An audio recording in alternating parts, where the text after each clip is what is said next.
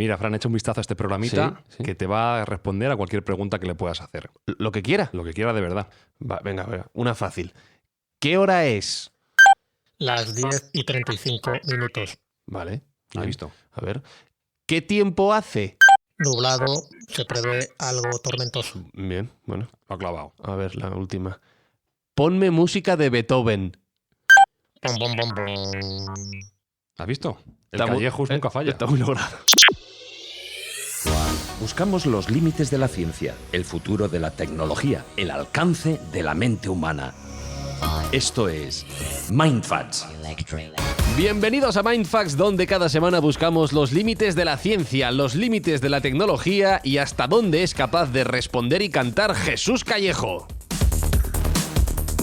¿Qué tal, Sergio Cordero? ¿Cómo estás? Pues estoy encantado de la vida. Alberto Espinosa, ¿todo bien? Aquí aprendiendo. Un servidor, Fran Izuzquiza, y a partir de ahora saludaremos también, encantados de hacerlo, como habéis visto, a Jesús Callejo. Jesús, ¿qué tal? Bienvenido a Mindfacts. Pues ya ves, ¿en qué líos me metéis? Al final ahora soy una voz sintética. Sí, pero en el fondo te gustan estos líos. ¿eh? Me gustan los retos, y más con vosotros. Vamos a pasarlo bien, sí señor. Os recordamos que Mindfacts llega a vuestros oídos gracias al apoyo de Juguetos, en este caso en este mes gracias al apoyo de Juguetos Plaza Norte, donde encontraréis juegos y juguetes para que pequeños y mayores de la casa aprendan juntos, y que cada mes de este podcast tiene una iniciativa, una buena acción que iremos desarrollando. En este caso, en febrero, esta acción es... Vamos a colaborar con Médicos Sin Fronteras para que sigan haciendo su magnífica labor.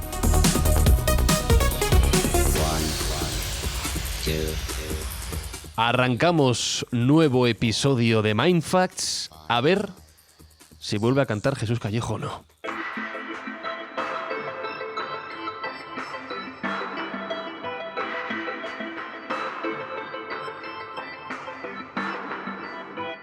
Hoy vamos a hablar, como habéis visto en el título del podcast, de la inteligencia artificial, que es algo que ya tenemos muy presente en nuestras vidas. No tenemos que irnos más allá, más lejos que nuestro propio teléfono móvil, incluso en acciones que no solo son el preguntar y responderle, como acabo de hacer con la broma con Jesús, ¿no? Nuestro móvil ya es capaz de predecir, de saber muchos comportamientos que queremos para mostrarnos ciertas cosas o no.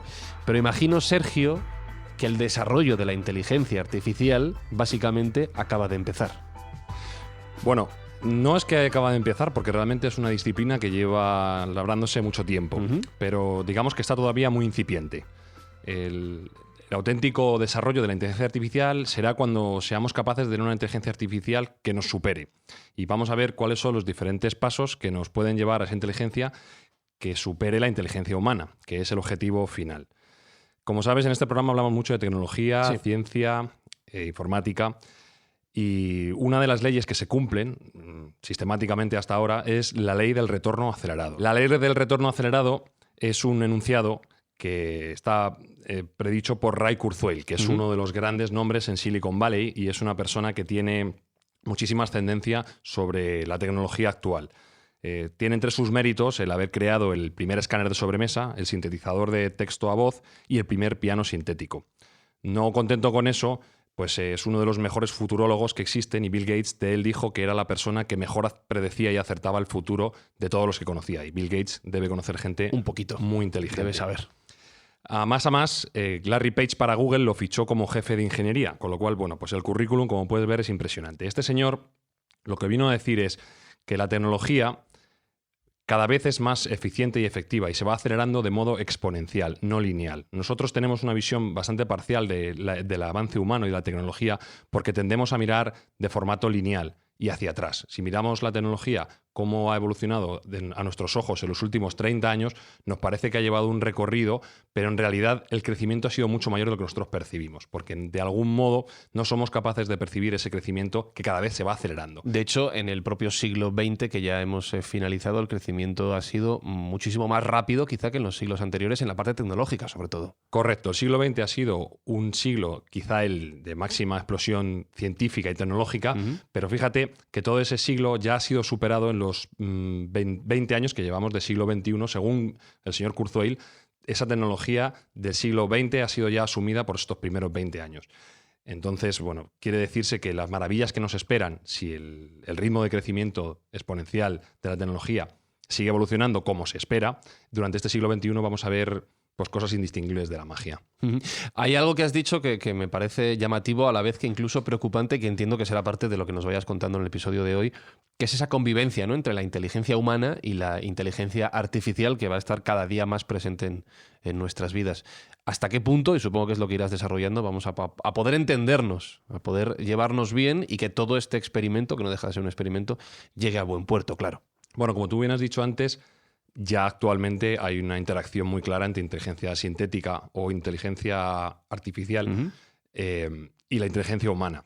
La inteligencia artificial estrecha, que sería una de las 3 variedades de inteligencia artificial que hay, luego veremos las otras 2, está en el día a día nuestro. Desde un ABS de un coche que sabe cuándo tiene que frenar y cuándo tiene que no bloquear las ruedas, hasta, como bien has dicho tú, cualquier asistente en un teléfono móvil como Siri o Google Assistant, o incluso algo tan sencillo como el spam, el filtro de spam del correo electrónico es una forma de inteligencia artificial. Que te lo manda a la carpeta. Correcto. Pero no dejan de ser formatos de inteligencia artificial que son muy buenos en una sola cosa, pero no pueden incorporarse con la capacidad que tenemos los humanos de ser multitarea y multidisciplinares.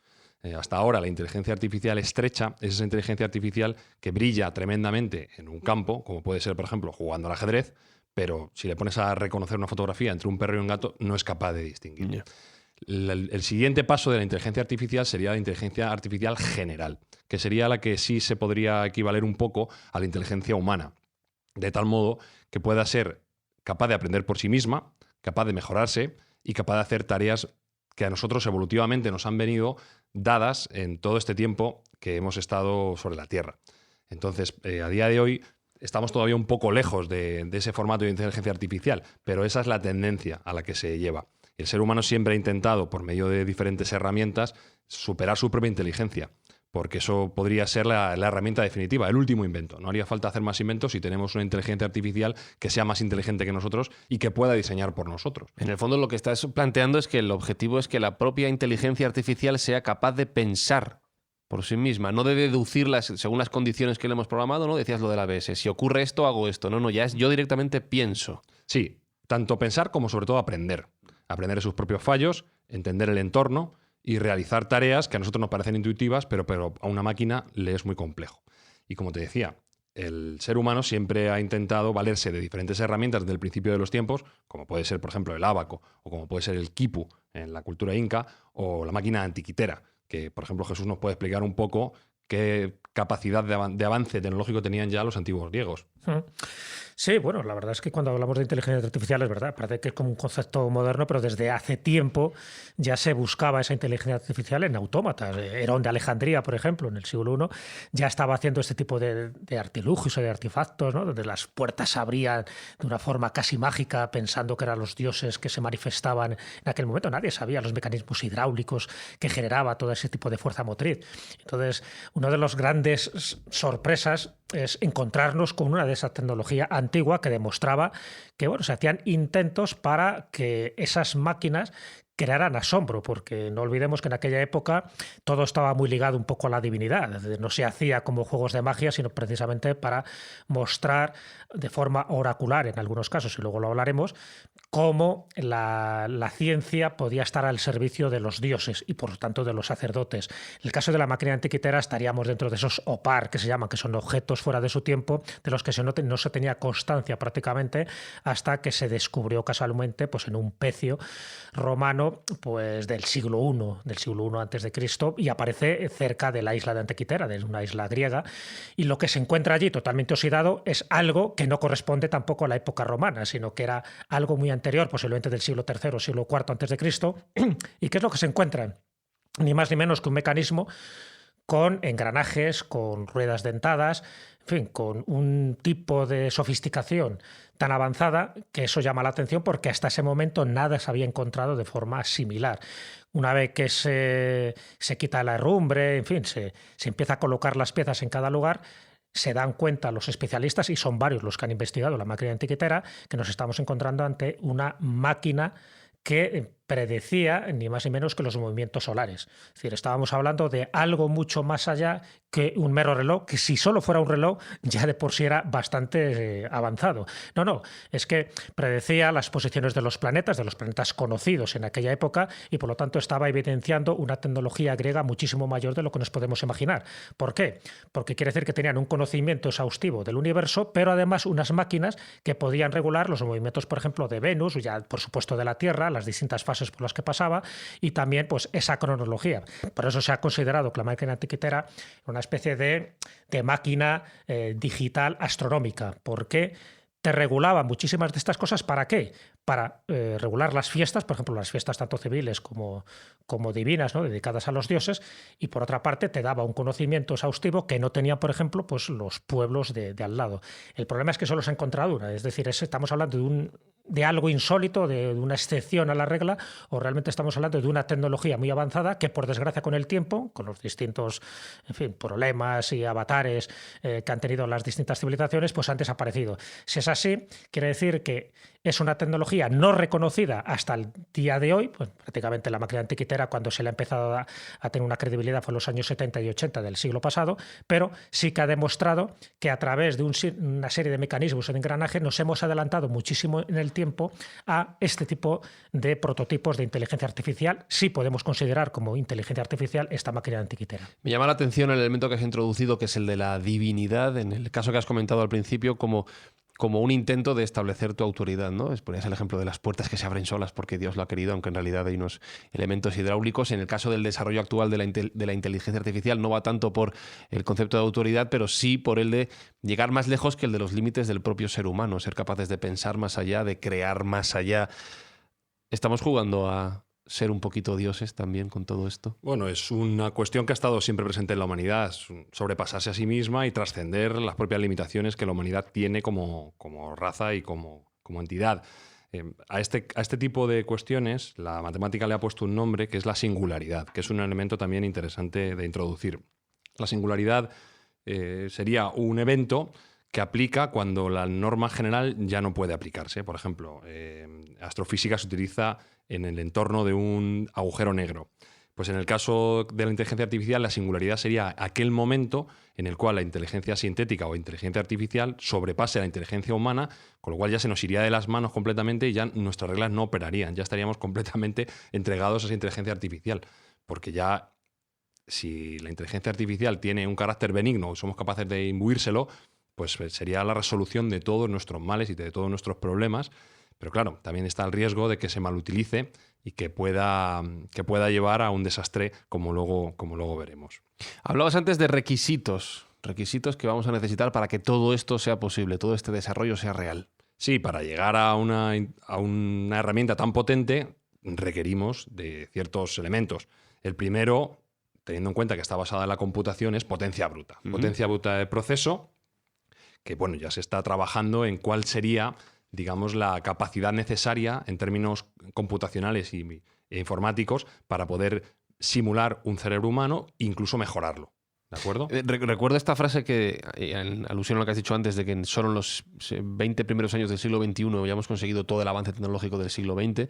Esta frase tan manida, no sé si es real o no, que cualquiera de nuestros móviles tiene ya más potencia que los superordenadores que se utilizaron para llevar el hombre a la luna. ¿Tenemos ya esa capacidad? ¿Existe? Sí, existe. La verdad, ya se ha cuantificado, en primer lugar, que es importante, y se ha cifrado en 10 cuatrillones de ciclos por segundo, de CPS, que es como se mide esta capacidad, ¿vale?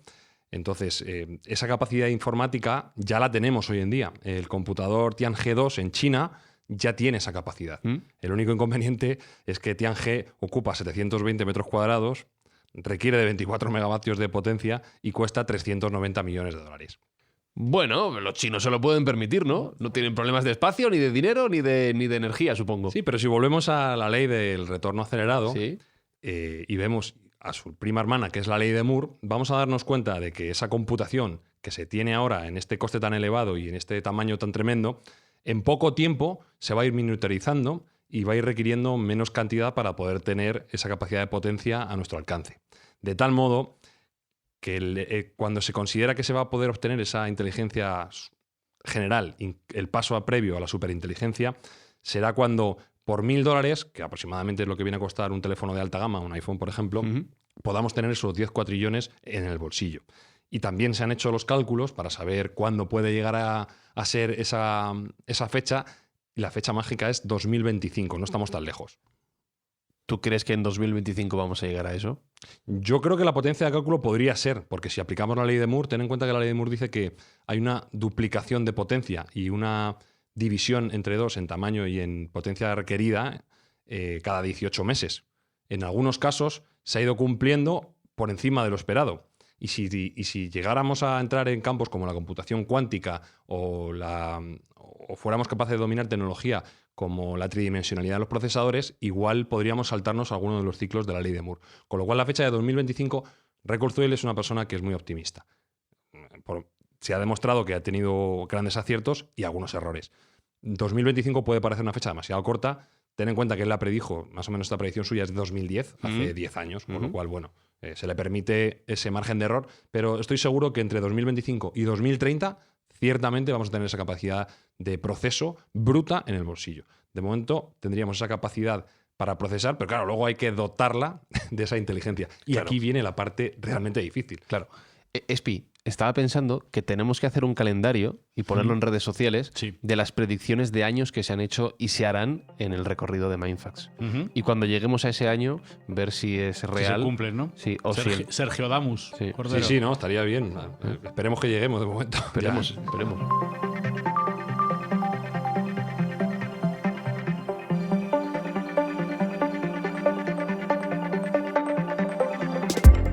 Toda una variante, ¿no, Sergio, en todo esto, que es intentar algún día transferir lo que es la inteligencia humana, ¿no? Toda la capacidad neuronal que tenemos a una computadora y que a partir de ahí esa inteligencia artificial se asuma como algo también propio, o sea, porque de momento siempre hablamos de una inteligencia artificial como algo externo a nosotros. Nosotros manipulamos ese ordenador que tiene, en fin, una conciencia casi global y todo el conocimiento infinito.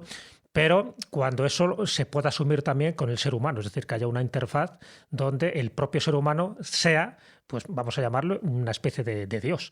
Y eso me recuerda a una película que es Trascendence, no sé si la habéis visto, Trascendencia, donde el protagonista, que es Johnny Depp, lo que intenta es hacer eso, ¿no? Crear una computadora donde se transfiera una cantidad de información de tal magnitud que al final tenga una especie de conciencia global, pero también sea autosuficiente, no tenga que depender de otro tipo de máquinas, ¿no? Bueno, él sabes que al final muere y eso pues es lo que genera toda la trama. Hola, oyentes que no hayáis visto Trascendencia. No, pero eso muere rápidamente. No, sí, es verdad, muere en los primeros minutos. Muere en los pocos minutos, no pasa nada. No, pero sobre todo lo digo porque sí habla de una singularidad tecnológica, que es lo que en la película se llama trascendencia. Esa singularidad tecnológica es que si somos capaces de transferir pues toda esa conciencia, no solo individual, sino colectiva y que sea autosuficiente, pues no solo tienes el conocimiento global del universo y del hombre, que es un poco lo que decía en Delfos, ¿no? Conócete a ti mismo y conocerás a los hombres, a los dioses y al universo. Bueno, además tendrías algo que sería fundamental, podrías erradicar todo tipo de enfermedades, etcétera, etcétera. Incluso hay un cameo de Elon Musk en esa película donde, bueno, también él, sabéis que habla mucho también de la... Todos en pie cuando se nombran Sí, Elon Musk. Sí, Elon Musk, además muy asociado también con las tesis de Kurzweil, porque él cree que al final la tendencia de esa inteligencia artificial, como una de las grandes variantes, es que se pueda crear ese gran superordenador donde todo esté conectado, y cuando todo está conectado ahí también se puede generar un gran problema, ¿no? Esto recuerdo un pequeño cuento de Arthur C. Clarke, cuando se crea la gran computadora, ¿no? Y entonces, un poco lo que tú decías al principio, Fran, dice, bueno, vamos a hacer una gran pregunta una vez que se enchufa y se conecta, porque es la gran computadora que está relacionada con todas las grandes ordenadores de todo el mundo, ¿no? Entonces los grandes dirigentes están allí, se enchufa, es como si se conectara, y entonces el presidente de Estados Unidos, que por entonces es el que más mandaba, hace la pregunta, y la pregunta es, no podía ser de otra manera, ¿existe Dios? Entonces se produce una especie de cortocircuito, en fin, hay una especie de expectación general, y una voz metálica, pero también gutural, dice, ahora sí.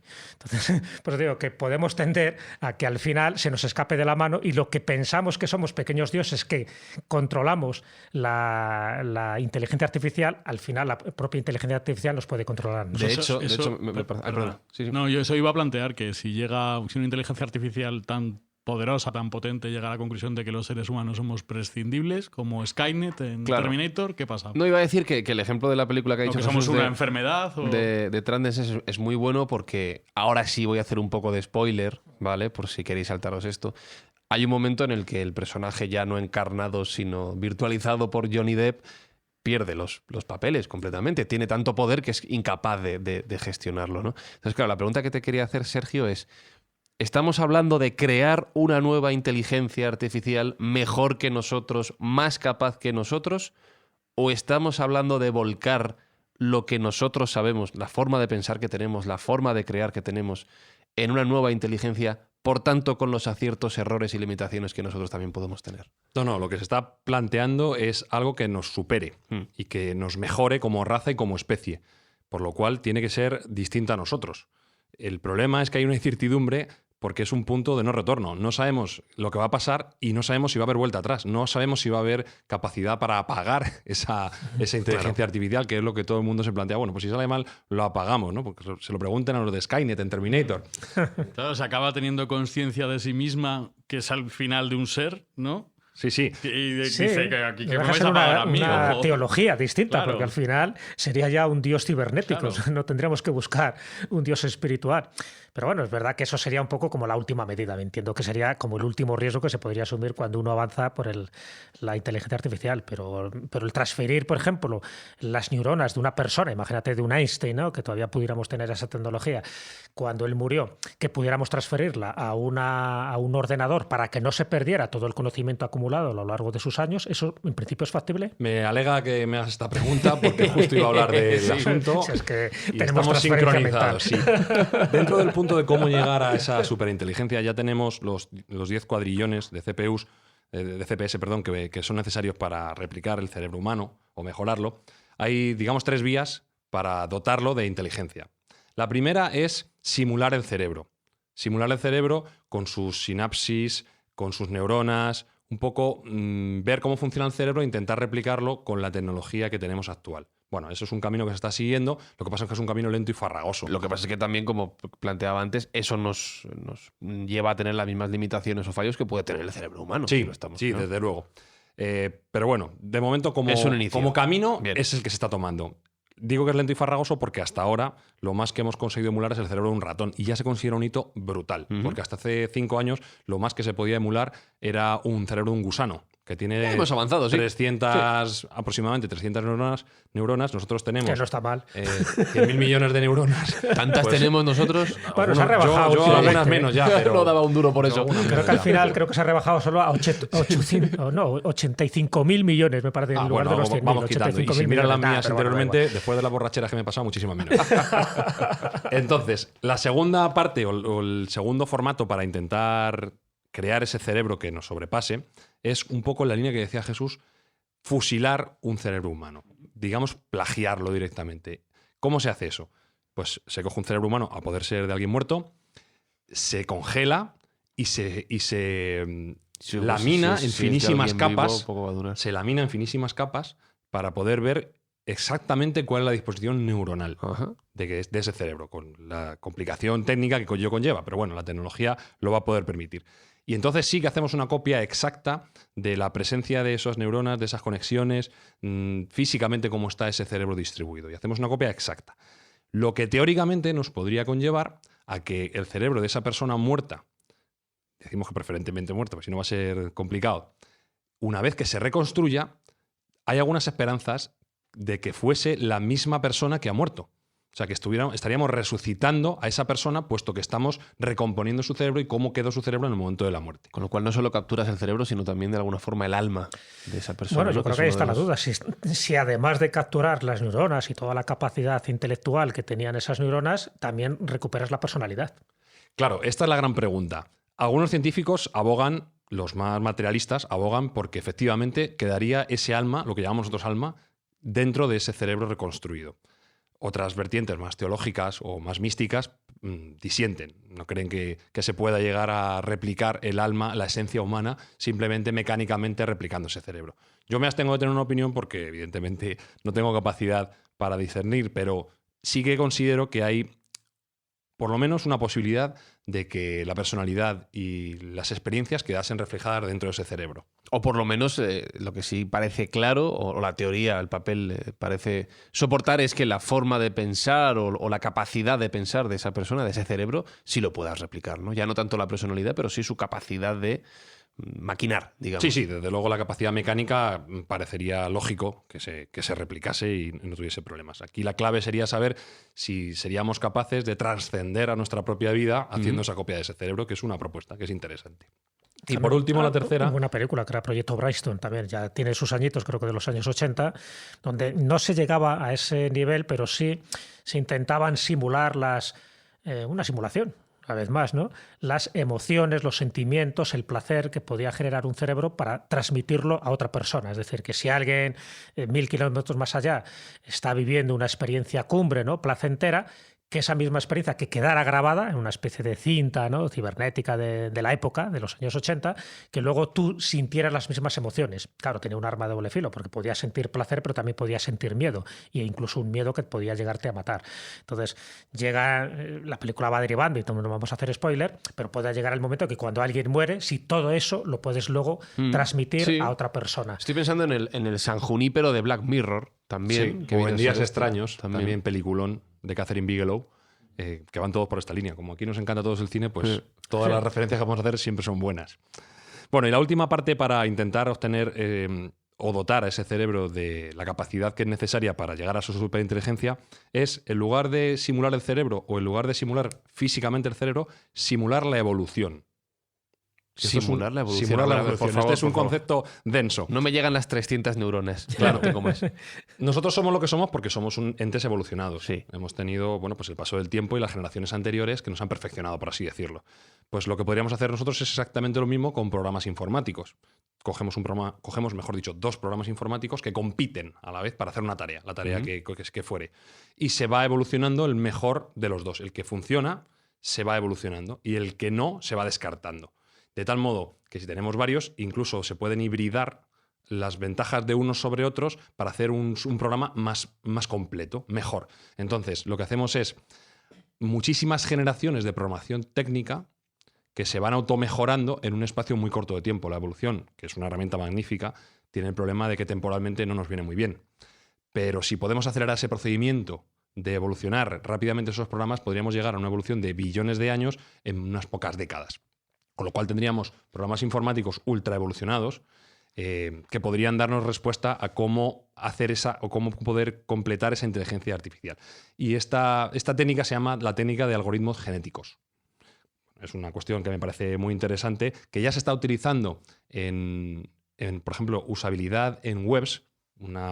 La web más famosa de viajes, se puede hacer publicidad porque no nos pagan igual, que es booking.com. Sí. Ellos tienen también un formato de este estilo de evolución, informática, en tanto en cuanto te presentan diferentes interfaces al usuario y aquellas que mejores funcionan y que mejores rendimientos obtienen son las que permanecen. Entonces, sí, eso también lo hacen, por ejemplo, los periódicos con los titulares. Van presentando diferentes titulares y los que mejor, en este caso los que más clics provocan son los que se quedan al final.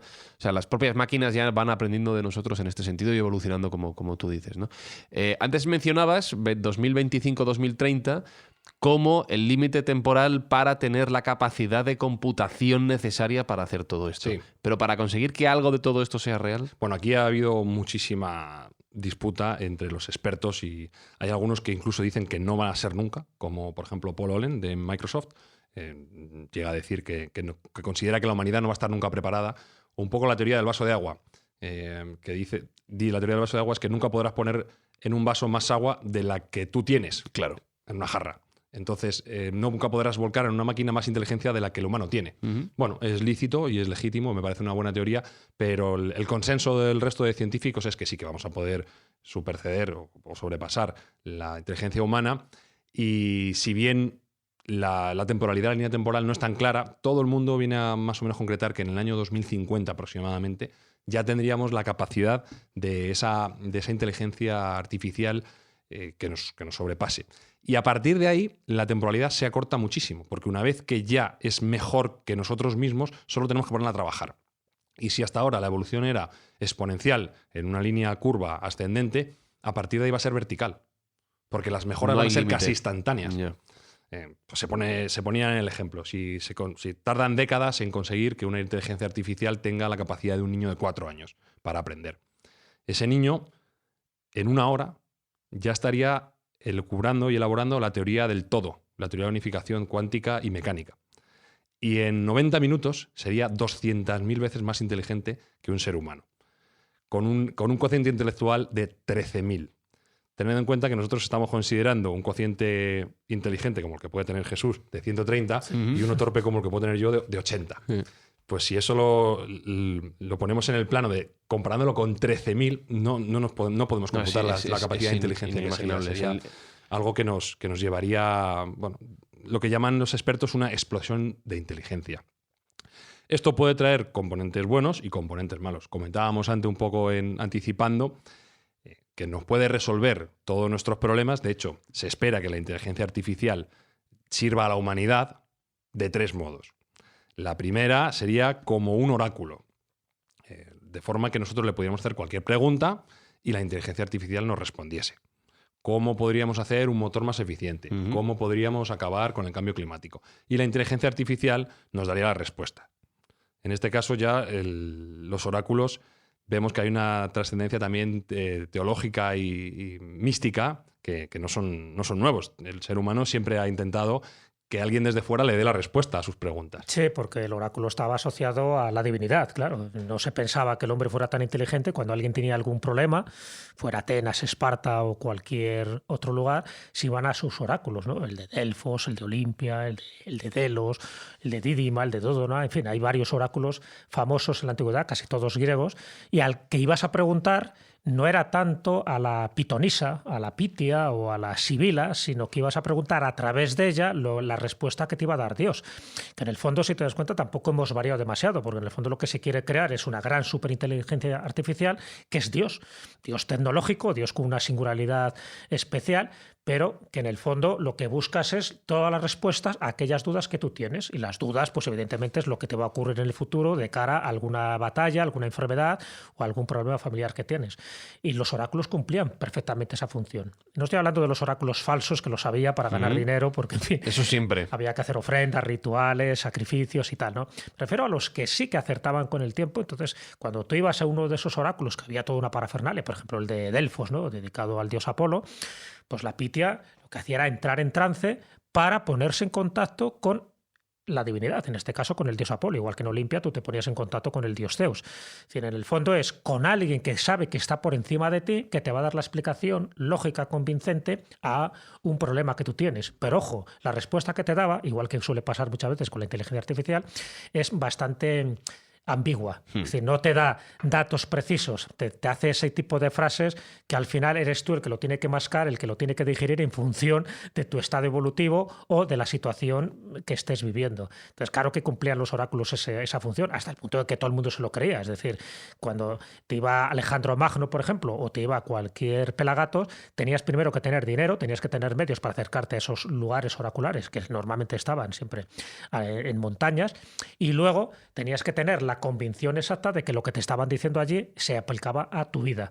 Bueno, pues en el fondo era una especie de inteligencia artificial, pero siempre asociada a la divinidad. Allí se pensaba que los dioses estaban en el Olimpo, ahora mismo pensamos que los dioses están en la tecnología. Claro, aquí sí que le veo dos diferencias, perdona Espi, respecto a lo que hemos planteado y lo que acaba de contar Jesús. Lo primero es que Jesús dice que los antiguos oráculos te hacían pensar, te hacían interpretar, claro, que es la capacidad que hemos dicho que las máquinas no tienen ahora mismo y que con este modelo que tú estás sugiriendo, Sergio, no perderíamos, pero delegaríamos en ella.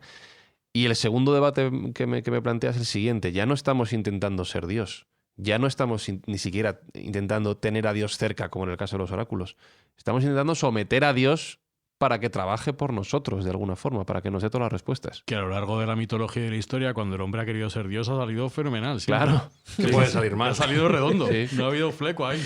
Sí, bueno, a ver, todos los grandes emperadores romanos pensaban que eran Dios, igual que Alejandro Magno, y le dio por ese ataque de ego divino.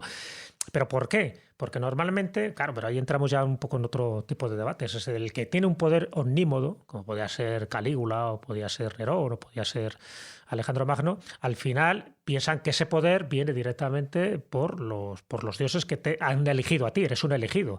Incluso vas a los oráculos para que te confirmen que realmente tú eres el elegido. Claro, el elegido dura lo que dura, ¿no? Porque Claro. las conspiraciones al final acaban siempre asesinados de distintas maneras. Pero llega un momento en la percepción humana de estas personas superpoderosas que tenían el poder de la vida y de la muerte, tienen el concepto de que ellos han sido elegidos por los dioses y que se consideran hijos de Dios.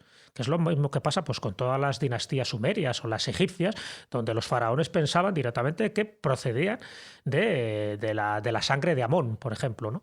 Entonces, ese concepto era muy interesante porque investía sus declaraciones, un poco lo que pasa con la infalibilidad del Papa, investía de credibilidad, porque dices, cuidado, yo soy el elegido por el Dios o los dioses, por lo tanto, lo que yo digo va a misa y nunca mejor dicho. Entonces, luego se equivocaban como se equivocaban, porque evidentemente había una asociación errónea entre que ellos pensaban que eran solo el Hijo de Dios. Cualquier teólogo de la época te diría que todos somos hijos de Dios y por lo tanto todos tenemos la semilla de la espiritualidad y de la sabiduría. Eso es lo que habría que potenciar, que en el fondo, y no lo hemos hablado, pero sí se hablará en otros programas, que es el transhumanismo, es decir, cómo trascender esta humanidad más o menos limitada a ser un ser humano totalmente ilimitado en conocimientos y en amplitud de experiencias, que eso es un poco lo que se está buscando la inteligencia artificial. No, y que ahora mismo todos sabemos que la persona más cercana a eso es Elon Musk, ¿no, Sergio? Hombre, Es el más cercano. Elon Musk hay que reconocerle su mérito, ¿no? Yo a este plan solo le veo un fallo. Y es que, ¿para qué vamos a pedir solo la solución?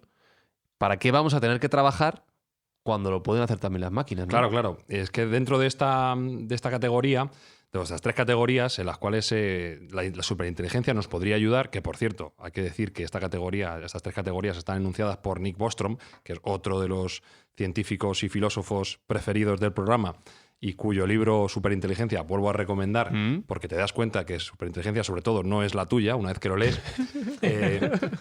Dentro de esta categoría, la primera, como decíamos, él dice que puede ser un oráculo que responda a nuestras preguntas.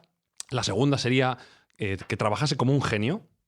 Como un genio ya no es solo que te dé la respuesta al problema, sino que te solvente el problema. Como el que de es un Aladino. poco lo que tú decías. Efectivamente, de ahí viene el paralelismo, como Aladino. ¿Por qué?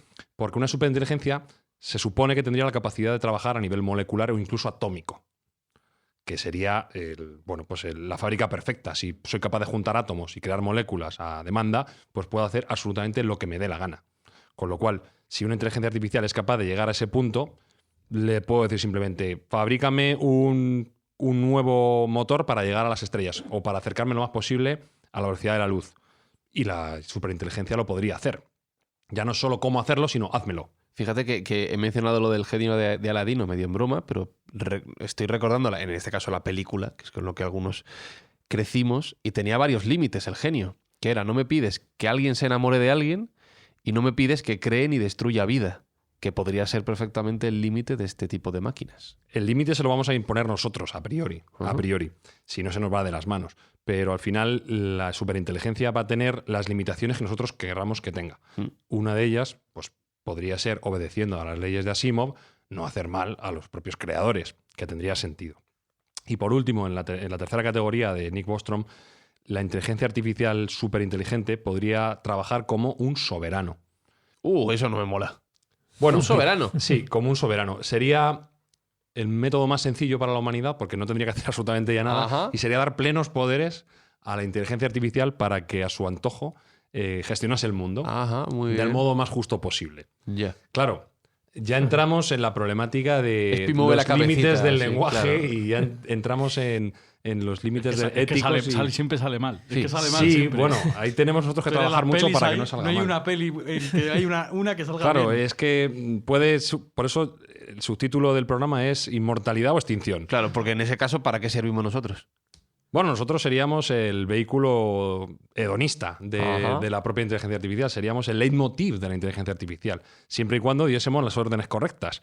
Porque imagínate que a una entidad superinteligente soberana le decimos acaba con el hambre en el mundo y por la vía de en medio acaba con los seres humanos del mundo, También, por ejemplo. claro. Con lo cual habría cumplido su cometido, pero no en el formato que nosotros querríamos. Entonces hay que ser muy preciso y hay que tener mucho cuidado con cómo se trabaja y cómo se gestionan estas inteligencias. Y de hecho, grandes científicos son escépticos, incluso siquiera si debemos creerlas. El propio Elon Musk ha mostrado sus reticencias. Imagino que no querrá ver elementos más inteligentes que él y le dará envidia. No los hay. A día de hoy es difícil. Bueno, te hablaré de uno, pero, No existe. pero es verdad que él tiene mucho respeto por la inteligencia artificial general y la superinteligencia porque considera que puede ser peligroso. Y efectivamente, cada herramienta tiene siempre dos caras. Un martillo puede valer para construir una casa o para cometer un crimen. Con lo cual, tenemos que tener muy claro, antes de dar pasos en esta dirección, que vamos a ser capaces de controlar esta inteligencia artificial y que la vamos a utilizar para nuestro provecho, no para nuestro detrimento. Entonces, aquí es donde también entran en juego filósofos, entran en juego el sentido común, no solo los científicos, y los límites que queramos poner nosotros mismos antes de avanzar en esta última tecnología, porque, como digo, puede ser el último invento que sea necesario en la humanidad. Jesús, ya lo decía Espi, esto siempre acaba mal. No, pero siempre acaba mal porque hay un factor que no podemos olvidar, que es el humano. En el momento que metes el factor humano, ya sabemos que errar es humano y siempre ha metido la pata cada vez que ha tenido una oportunidad de hacerlo. Es decir, si tú eliminas esa parte de espiritualidad, de conciencia en este tipo de tecnología, pues vamos abocados pues eso, al imperio de Terminator, ¿no? Donde tiene que venir alguien del futuro para intentar arreglar los problemas del pasado. Esto me recordaba, cuando estabas hablando, Sergio, de una teoría que estuvo muy en boga, sobre todo a mediados del siglo pasado, que era la teoría de Pierre Teilhard de Chardin. Teilhard de Chardin, que era jesuita, pero también era un paleontólogo, era geólogo, pero estuvo muy involucrado en el mundo de la ciencia y dio un poco sus opiniones sobre cómo dentro del ámbito religioso en el que estaba metido, porque era jesuita, pues la humanidad y el planeta está evolucionando. Entonces él establece la teoría del punto omega en una obra clásica, ¿no?, que es el fenómeno humano. Entonces, el punto omega, básicamente, él decía que el planeta va teniendo una serie de evoluciones, ¿no? Tuvo pues desde la geosfera, desde el principio, ¿no?, donde todavía no había vida inteligente, pero se fue desarrollando un planeta que poco a poco iba teniendo conciencia de sí misma, ¿no? Antes de que se estuviera hablando de la hipótesis Gaia y todo. Luego se hablaba de una esfera o de una etapa que es la biosfera, es decir, donde ya había vida y había vida que también era autosuficiente, como era la vida humana, y luego dice que el desarrollo evolutivo es ir hacia ese punto omega. El punto omega tendría que ser la noosfera, es decir, la noosfera es la evolución un poco de la conciencia global y universal, donde todos estaremos integrados, es decir, donde las individualidades, que es lo que estamos ahora haciendo, que cada uno va por libre y cometiendo los errores, ya no serían tales porque la propia evolución del planeta crearía una noosfera, una noocracia, es decir, que aquellos que dirigieran el planeta serían personas que no podrían hacerlo mal porque todos buscarían el bien común. Ya nadie iría por sus propios intereses territoriales o por tener más poder o por lo que sea. Y entonces, esa noosfera, que luego la han aplicado otras personas, otros filósofos, dice que es a lo que tenderíamos. Lo para que en el momento que él lo plantea no habla de la tecnología, él habla que el punto omega es el punto crístico, donde todos estaríamos un poco por la unión y la evolución crística del amor. Por lo tanto, él mete evidentemente una serie de conceptos teológicos, pero que él entiende que sin ese factor de espiritualidad, de amor, o el factor crístico, el factor omega, nos llegaríamos a autodestruir. Entonces, la única forma de que pudiera el planeta evolucionar junto con todas sus criaturas es llegar a esa noosfera, a esa integración global, consciencial, donde el ser humano no se sintiera como algo aparte, sino que formara parte de un todo, que en el fondo es también lo que dicen las grandes teorías orientales, que alguna vez las hemos comentado. Entonces, me parece interesante, ¿no?, porque en el fondo dice que la única posible unidad es por la fuerza del amor, que también es un poco lo que siempre se ha dicho de las 4 fuerzas del universo, ¿no?, que estableció Einstein, y que falta una fuerza que uniera a las demás. Entonces, hay toda una hipótesis de que la fuerza que uniría a todas las demás, en fin, la fuerza nuclear débil, la fuerte, la gravedad, sería el amor, la fuerza del amor. Eso es lo que haría que no nos autodestruyéramos. El quinto elemento, ¿no? El quinto elemento, efectivamente, de la película, por citarlo. Me viene estupendo que introduzcas este parámetro, porque una de las grandes dudas que existe entre los científicos es, primero, saber si una superinteligencia en algún momento podría tener consciencia. La parte de la superinteligencia la tiene todo el mundo clara. Parece ser que vamos a llegar a ella. Pero la consciencia crea mucha más controversia. No está tan claro que sea capaz una máquina de tener conciencia de sí misma. Y luego, si no tiene conciencia, es capaz de sentir empatía, es capaz de sentir amor, es capaz de sentir compasión. Estos son palabras muy importantes y términos esenciales si queremos que sea compatible con la vida humana, porque nosotros hemos llegado hasta aquí gracias a que hemos sido un una raza compasiva y nos hemos ayudado unos a otros.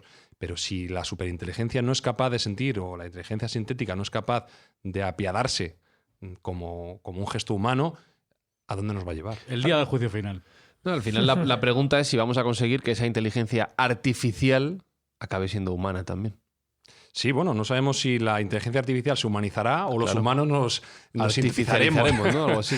La pregunta que sabes que siempre me gusta hacerte al final de cada episodio, Sergio, es ¿tú te someterías a esta inteligencia artificial si realmente se consiguiera Hombre, hacer? yo por supuesto. ¿Sí? ¿No? Claro, porque teniendo en cuenta la escasísima inteligencia que yo poseo, me interesa mucho estar sometido a una inteligencia superior. Yo creo que es un elemento interesante, por supuesto, con cauciones, pero sí tengo fe en que pueda ser una herramienta que salve a la humanidad el día de mañana. ¿Tú te someterías, Espi?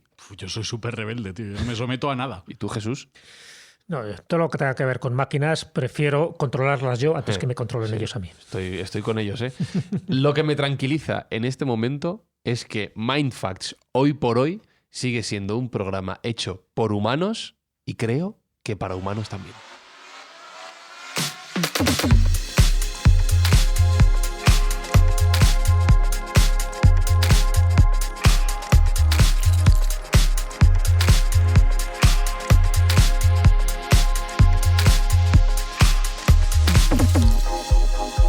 Pues Sergio, lo has conseguido una vez más. A mí me haces irme con la cabeza dando vueltas, ¿eh? Bueno, con gente en la mesa tan buena es fácil, es sencillo hacer pensar. Hoy la colaboración de Jesús ha sido también impresionante. Y Jesús, una cosa que he aprendido exagerados. es que aunque todo avanza, nada es nuevo también, que es lo que iremos viendo en los próximos episodios. Ya también. lo decía el Eclesiastés, no hay nada nuevo bajo el sol. Y tú, Espi, entonces no te sometes. Yo no me someto a nada. No te sometes pero a aquí nada. me lo paso como un enano, macho. Es el podcast que más me divierte hacer. Bueno, pues esperamos que lo hayáis pasado tan bien como nosotros, que hayáis disfrutado de este contenido, que os haya hecho pensar y por supuesto ya sabéis que nos podéis escribir, que nos podéis mandar cualquiera de vuestras reflexiones, de vuestras preguntas, nos encontráis a través de redes sociales y nos comentáis lo que queráis. Jesús Callejo, un placer escucharte una vez más y en un sitio nuevo más. Pues nada, un placer estar una vez más con vosotros. Alberto Espinosa, un placer. Igualmente. Saludos de un servidor, Fran Izuzquiza, junto con Sergio Cordero, un gustazo una vez más. Muchas gracias, Fran. Y vamos a recordar, por cierto, Sergio, que este episodio, como todos los que habéis escuchado hasta ahora de Mindfacts, está patrocinado por Juguetos, en este caso por Juguetos Plaza Norte, y que cada mes tenemos una buena acción que queremos desarrollar, en este caso es... Vamos a colaborar con Médicos Sin Fronteras. Que disfrutéis de vuestra inteligencia humana mientras dure. Veremos qué ocurre en el futuro. Hasta la próxima semana. Chao. Mindfacts llega cada semana a tus oídos a través de Spotify, Apple Podcast, iVoox, Google Podcast o tu aplicación favorita. Búscanos en redes sociales. Somos Mindfacts. Ante todo, sobrevivid. No tenéis ni idea de lo importantes que sois y lo importantes que seréis todos y cada uno de vosotros. Las máquinas están avanzando más rápidamente de lo que os dije. Lo he visto con mis propios ojos. Están inventando nuevos terminators, nuevas formas de asesinarnos. Skynet planea algo grande, pero la Resistencia está planeando algo aún más grande. Soy John Connor.